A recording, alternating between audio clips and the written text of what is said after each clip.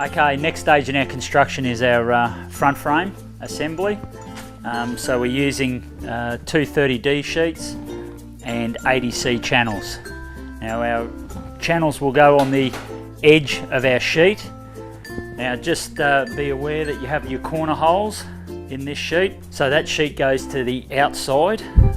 So our channel is going to go on the opposite side to that. Now there's no pre-drilled holes in the sheet. Only in the channel, so we're going to use the channel as a guide for drilling our holes. So just get your channel flush with the sheet at the end, drill a hole,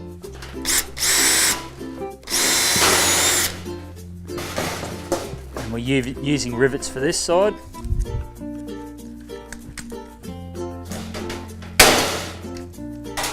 Just work your way along. Now we need to do the exact same to the other side. Okay, next stage in the construction is we need to fit our top and bottom channel and our inverter channels. So for the top, we use our 55F. You can identify that one because of all the holes that are punched out in the top of the channel. In your 55F, it won't have any holes in the bottom of that channel. So you just need to snap your sheet on.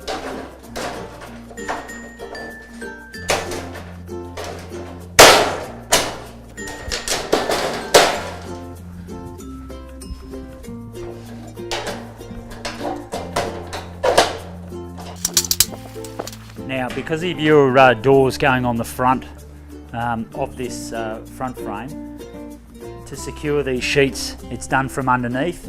So there'll be some holes which will line up with the sheet under here. Do the same to the other side.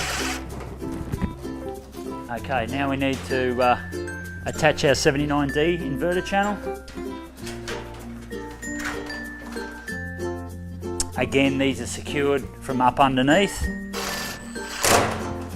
Just work your way along the channel. Okay, once you've done that side, then we need to do the bottom.